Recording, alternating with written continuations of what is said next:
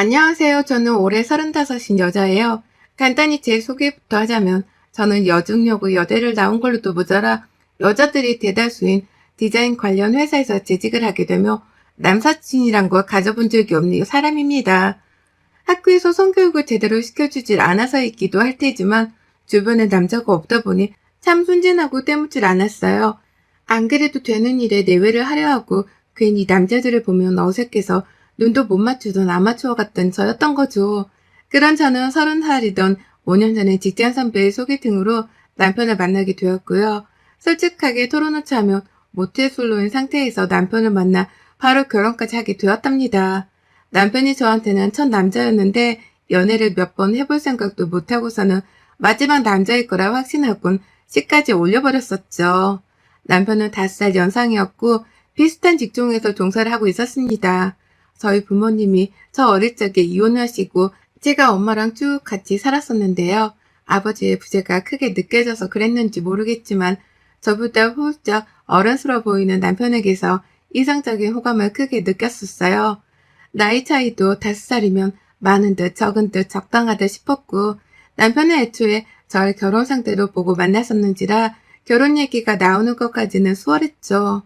제가 이혼 가정 자녀라는 것도 저희 시댁이나 남편에게는 그리 큰 힘이 되지 않은 듯 보였고 대체로 큰 반대나 우려에 부딪히지 않은 채 한 가족이 될 수 있었습니다. 참 감사했었죠. 평생 혼자서 남자 손도 못 만져보고 죽나 싶었는데 첫 연애에 결혼까지 일사천리로 진행이 된 걸로도 모자라 이혼 과정인 저를 그냥 평범하디 평범한 집안의 자녀로만 봐주는 시부모님의 인성이 다행이었거든요. 그런 좋은 시부모님 아래서 자란 남편도 그 비슷한 좋은 사람일 거라 지레짐작했어요.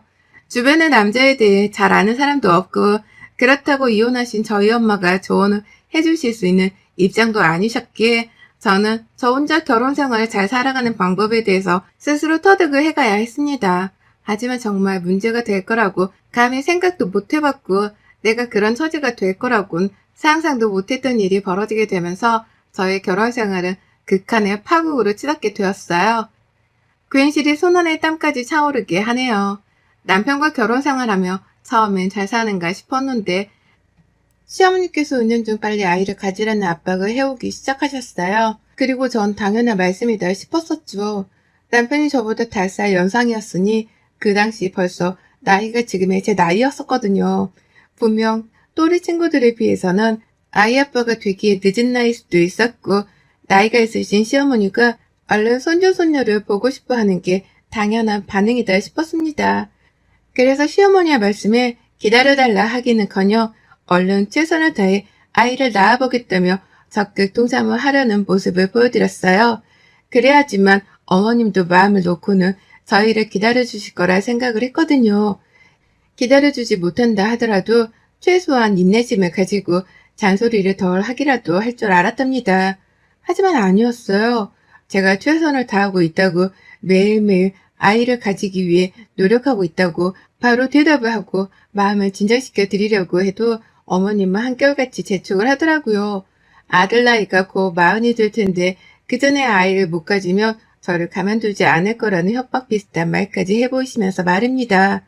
성격장애 혹은 분노장애가 있는 건지 화를 주체하지 못하시더니만 어쩔 땐 애소식은? 라는 질문을 인사말을 대신하자마자 아직도 없냐?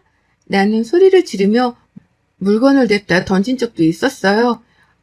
얘는 저 혼자 가지는 것도 아니고 남편이랑 부부 둘이서 노력해야 얻어질 수 있는 건데 그걸 저한테만 화풀이를 하듯 화를 내니 저도 슬슬 겁이 났죠. 겁을 먹을 일이 전혀 아니었음에도 불구하고 누가 나에게 이런 식으로 화를 내는 게 처음이었기에 뭐 대단한 잘못을 했다는 생각에 가슴이 찌릿찌릿거리곤 했습니다.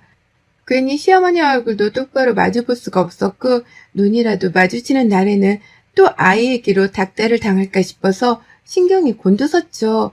남편에게 기대어 보려고 했으나 남편은 늘 곧 생기겠지 뭐 라면서 남의 일인 마냥 뒷짐을 졌어요. 그만 좀 화를 내라고 어머님께 직접 말을 꺼내볼 법도 할 텐데 전혀 그런 노력을 하지 않더라고요. 오히려 한 번은 시어머니가 저를 혼내키는 모습을 보며 혼자 뒤돌아 키득키득 웃고 있더라고요.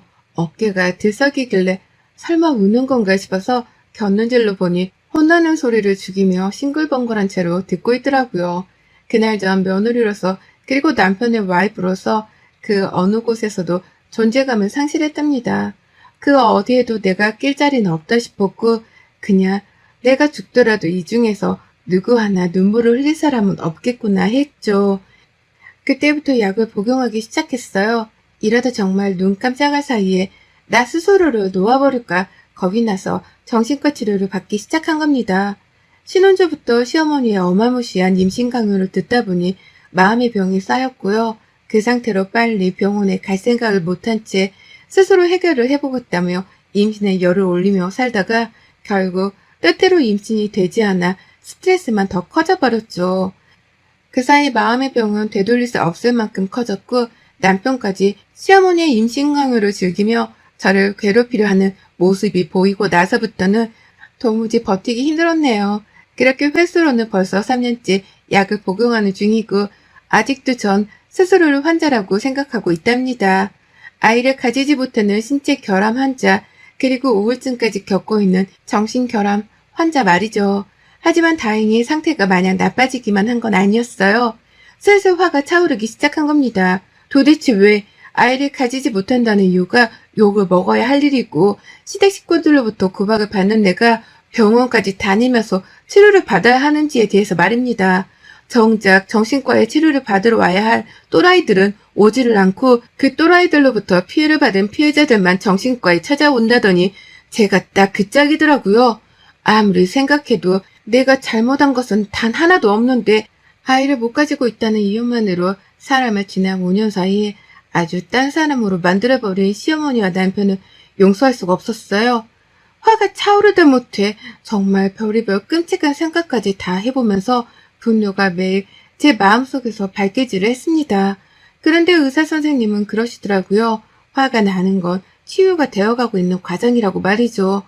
아무 감정도 없을 때가 정말 위험한 거지만 나를 화나게 한 사람들에게 화를 내고 분노를 표현하는 건 지극히 정상으로 되돌아가고 있는 과정이라고 말입니다. 그래서 선생님 말에 용기를 얻어가며 조금씩 더 이 잘못된 상황을 바로잡아 보기 위해 노력을 하기 시작했어요. 제 나이가 올해 겨우 35이고 아직 40도 안 된 젊디 젊은 여자인데 이대로 남편이랑 시어머니를 잘못 만나 인생 쪽내고 정신과만 다니며 우울증 환자 소리를 듣고 다닐 수 없는 노릇이었으니까요. 그렇다고 남자랑 사귄 걸로도 모자라 결혼한 게 처음인데 이런 제가 이혼하겠다고 먼저 말을 꺼내는 것도 정말 힘들었습니다. 어떻게 이별을 해야 잘 이별하는지도 모르겠고 당장이라도 이혼을 하고 싶은 마음이 굴뚝 같으나 그게 친정엄마한테 또 상처가 될까 싶어서 쉽사리 이혼을 하겠단 용기조차 나지를 않았어요. 딸까지 이혼을 해서 모녀가 둘 다 이혼을 하는 소리를 들으면 엄마가 많이 힘들어하실 거라는 거 제가 누구보다 잘 알았기 때문에 어떻게든 스스로 버틸 때까지 버텨보려 한 거죠. 그러는 와중에 슬슬 차오르는 이 분노를 조금씩 표현해가면서 잘못된 걸 바로잡아 볼 참이었고요. 여기까지 용기를 가지는 것에 몇 년이 걸렸습니다. 조금은 나를 더 위하여 나를 위한 방어를 해보고자 다짐을 하고서는 슬슬 시동을 걸었죠. 어머님은 결혼 초도 그렇고 지금도 그렇고 참 한결같이 저에게 임신 강요를 하며 모진 말을 해오셨는데요. 최근에는 정말 사소했지만 바쁘다는 핑계로 연락도 피했고 어머님이 거의 강요하다시피 하면서 예약을 해놓은 병원 진료들도 일부러 보러 가지를 않았습니다. 참 이상했던 것이요. 보통 아이를 가지게 만들려면 남편이랑 와이프랑 둘 다 병원에 가서 진료를 받게 하고 함께 할 수 있는 인공수정이라든지 시험관 시술을 받게 하면서 여러 가지 의료기술의 도움을 거치잖아요. 하다못해 누구 몸에 정자가 멀쩡한지 난자가 멀쩡한지 검사라도 하고 말입니다. 그런데 저희 부부는 전혀 그렇지 못했었어요. 그냥 결혼 초부터 어머님이 제 잘못이 크다는 듯이 소리를 고래고래 질러가며 혼을 내니 저는 일방적으로 그게 또 내 잘못인가 보다 싶어서 혼만 나는 처지였어요. 그러면 남편은 옆에서 정말로 제 잘못 때문에 임신이 안 된다는 식으로 거들곤 했고요. 그런데 이제 와 생각을 해보니 그것부터가 너무 웃기고 어처구니가 없더라고요. 도대체 이놈의 시어머니랑 남편은 결혼 전부터 나한테 얼마나 많은 가스라이팅을 날리면서 날 구제불능의 여자로 만든 건가 싶어서 화가 차올랐습니다. 이상하다고 생각하지 못했던 사소한 것들까지 이제서야 슬슬 의문을 가지게 되었습니다. 그러다 보니 제가 먼저 남편에게 말을 꺼내기 시작했죠. 도대체 제대로 된 검사를 언제 받을 거냐고 말이죠. 혹시 당신이 정자가 없는 사람이라 내가 임신이 안 되는 걸 수도 있지 않냐고 말이죠. 하지만 남편은 정말 한결같이 흥분하며 대답을 했어요. 말 함부로 하지 말라고 말이죠. 사실 확인을 따져볼 생각은 하지 않고 저에게만 계속해서 정신나간 소리를 그만하란 비난 섞인 말을 던져가며 입을 다물게 하더라고요. 그리고 그제서야 저도 너무 바보 같지만 속으로 뭔가 이상하고 찜찜한 게 한둘이 아니란 의심을 품게 되었죠. 그리고 도대체 왜 이런 상황이 나에게 결혼 초부터 벌어져서는 날 이리 피폐하고 힘들게 만든 건가 싶어서 괜시리 제 멀쩡한 배가 막 원망스럽고 그랬습니다. 저 혼자 따로 시어머니께 말씀드리지 않은 채 병원을 찾았고요.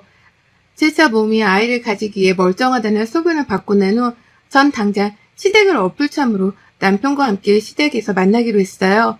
남편은 그저 시어머니한테 밥이라도 차려드리려고 부른 줄로만 알고 있었지만 전 아니었습니다.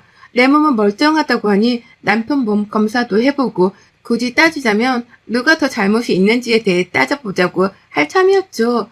시어머니가 늘 저에게 죄인이라며 애를 가지라 닭달만 하고 상처를 주었기에 만약 남편한테 문제가 있는 거라면 제가 남편에게 직접 시어머니만큼의 쌍욕과 수치심을 퍼부어가며 죄인이라 닭달을 해줄 작정이었어요. 그런데 전 정말 임신이고 뭐고 이제 더 이상은 이 집구석에 발을 들이면 안 되겠다 싶은 생각으로 충격에 휩싸인 채 몸이 얼어붙어 버렸어요. 그것도 시댁에 들어가기 전 시댁 밖에서 엿듣게 된 대화를 통해서 말입니다. 병원에 가서 검사를 받았던 소견을 듣겠다고 오후 반차를 이미 낸 후였었어요. 혼자 시댁 근처를 배회하다가 남편과 같이 만나기로 한 시간에 맞춰서 시댁 아파트 앞으로 갔는데요. 멀찌감치서 남편 차가 주차장에 들어서더라고요. 그리고 이내 시어머니가 아주 우연찮게 남편과 집 밖에서 조우를 하셨습니다. 어머니 손에 부채가 들려있던 걸로 보아 주변 또래분들이 모이는 장자에 가서 놀다가 막 들어오는 듯 보였죠. 그런 두 사람을 멀찌감치서 먼저 올려보내려다가 그냥 해라 모르겠단 마음에 두 사람의 뒤를 바짝 쫓았습니다. 시댁이 아파트 2층에 위치해 있었는데요. 아파트 전층이 15층짜리인지라 엘리베이터가 늦게 내려올 때엔 어머님이 그냥 계단을 이용하곤 하셨거든요. 이번에도 마치 계단을 이용하길래 저도 뒤에서 거리를 두고 조용히 두 사람의 뒤를 밟았죠. 그런데 이 두 사람은 제가 따라오고 있다는 생각을 전혀 못한 건지 아주 그냥 신이 나서는 제 뒷담화를 마구마구 까댔어요. 시어머니께서는 애도 못 낳고 있으면서 시댁에 오겠다 말겠다 지가 먼저 약속을 잡았다며 건방이 하늘을 찌른다는 욕을 하셨고요. 그러니 남편은 요새 자꾸만 나한테 내 몸이 괜찮냐 묻는데 진짜 짜증나 죽겠어. 그리고 오늘은 왜 갑자기 여기서 보자고 한 거지? 그것도 지가 뭔데 여기서 요새 진짜 이상해. 라고 하면서 저한테 지지 거리면서 참 저렴하게도 호칭을 불러댔습니다. 그리고 그때 시어머니가 목소리 하나 줄이지 않고 아주 당당하게 말씀하셨죠. 아유 내버려둬. 친남편이 무정자인 걸 알면 까무러치다 못해 정신병이 더 심하게 도져서 뒤져버리려고 할지도 모르는데 지금 저렇게 건방이라도 떠낸 걸 내버려둬. 라고 말이죠. 제가 그 말에 받은 충격이 채 가시기도 전에 어머님은 주변에 아무도 없는 줄 알고는 하고 싶은 말을 마저 하셨어요. 걔가 지금도 저렇게 정신이 반쯤 빠진 애가 돼서는 버티고 있는데 네 몸에 정자가 없는 걸 알아차리기라도 해봐. 그 정신줄 다 놓고는 확 죽여버리고도 남을 내지. 라고 말입니다. 그러니까 이 두 사람이 하는 말을 종합해보면 제 남편이 무정자증이었습니다. 몸에 정자라고는 하나도 없는 불륜의 남자였고 그걸 무엇보다 스스로가 이미 알고 있었다는 거예요. 시어머니도 진작에 알고 있었고요. 근데도 이 두 사람은 결혼 초부터 저한테 애를 빨리 낳으라며 강요하다 못해 닥달하고 욕까지 해가면서 저를 무슨 쓸모없고 애도 못 낳는 골칫덩어리 정도로 취급을 해했던 겁니다. 무려 저를 정신과까지 보내놓고는 아무렇지 않게 지들끼리 뒷담화를 까고 앉아 있었던 거예요. 무정자증이라는 엄청난 사실을 지금껏 숨긴 채 살아온 것들이 뭐가 그리 당당해서는 말이죠. 그 사실을 제가 알게 된다면 제가 당장이라도 죽여버릴 거라면서 저의 정신적 상태에 대해서 비아냥대기까지 하는데 정말 그 순간만큼은 괴로운 걸 떠나서 뭐 저런 악덕스러운 인간들이 다 있을까 싶어 미치도록 화가 나더군요. 시어머니랑 남편은 먼저 시댁안으로 들어갔는데요. 저는 그 앞에서 한참 서서 시댁문을 노려봤습니다. 눈에 눈물조차 나오지를 않더라고요. 너무 화가 나서 얼굴은 시뻘개졌고요. 그놈의 임신강요로 인해서 저는 정말 지난 결혼 생활 5년이 지옥같이 힘들었습니다. 저희 부모님 이혼하고 엄마가 괴로워하던 때를 보던 어린 시절보다 마음은 괴로웠고요. 그 어느 때보다 죽고 싶다는 생각을 자주 해가면서 힘겹게 버텨오며 살고 있었어요.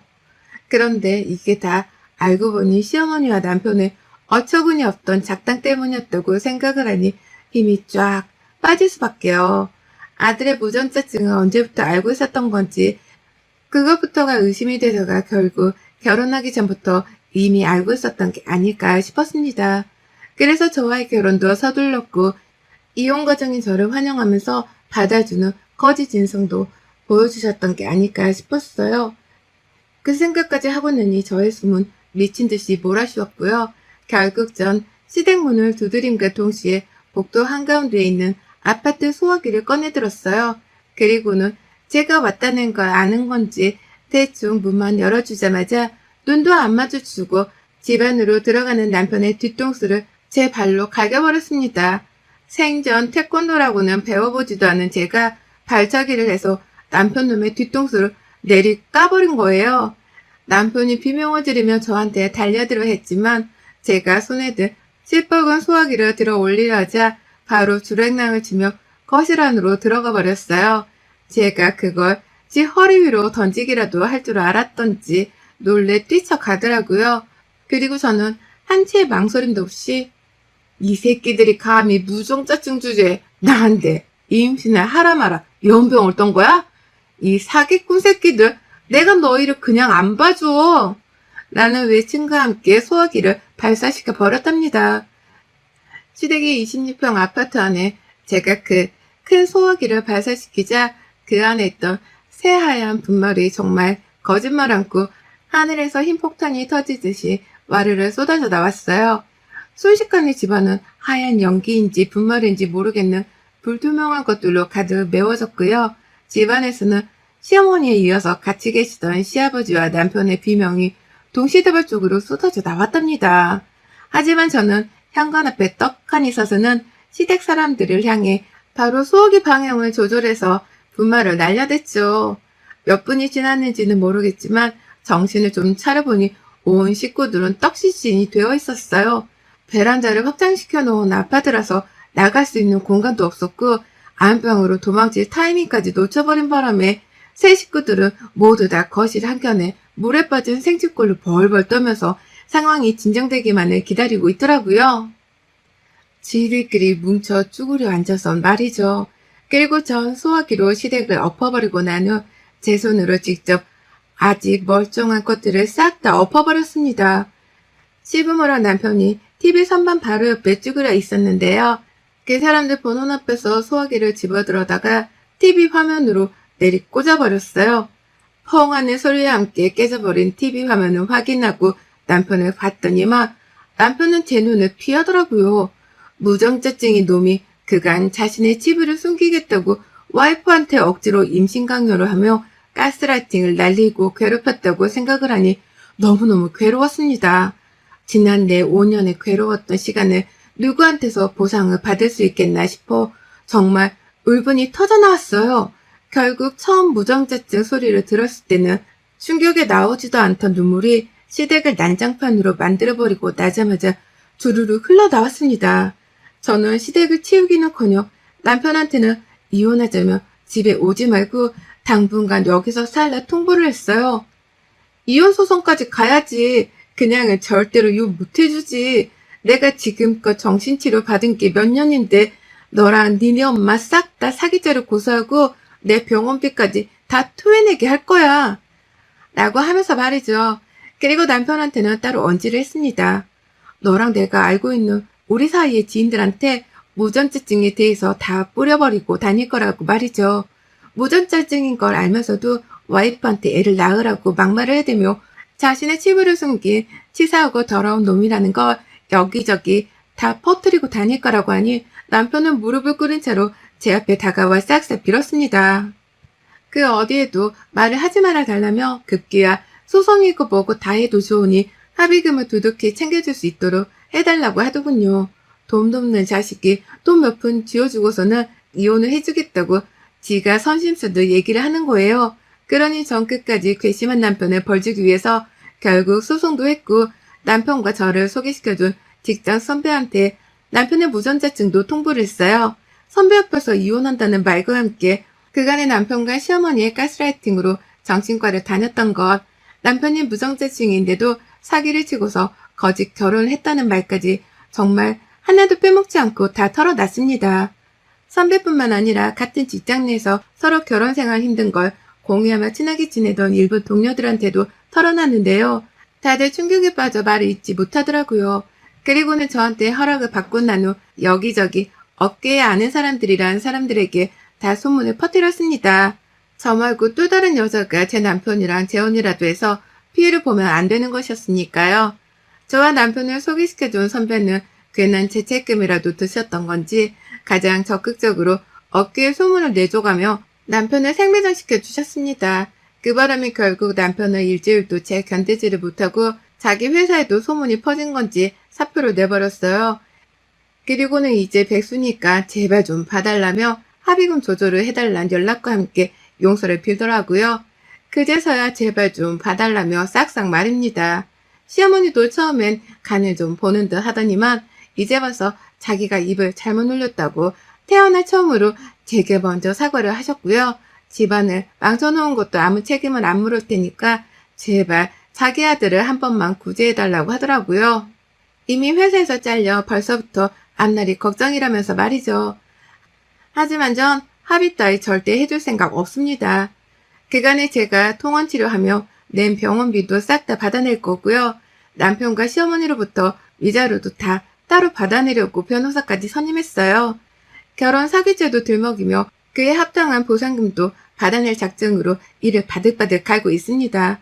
제가 일을 가면 갈수록 남편은 제발 좀 봐달라며 시어머니까지 끌어들여 사과를 해보려고 난리 법석인데요. 전 끝까지 가보려고요.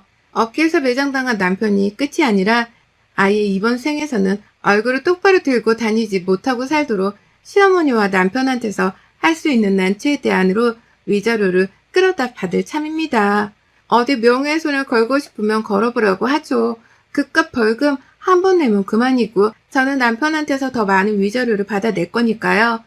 너같이 사기까지 칠 줄 아는 무정자를 어느 여자가 또 받아주고 결혼을 해줄지 장담은 못하겠으나 저 힘들게 하고 저하고 이혼까지 가는 걸 평생 동안 후회를 하도록 만들어줄 겁니다. 저 같은 여자가 또 없다는 걸, 그런 여자한테 큰 잘못을 저질렀다는 걸 뼈저리게 느끼도록 각성시켜 줄 거예요. 여러분의 생각은 댓글로 남겨주세요. 오늘도 시청해주셔서 정말 감사합니다.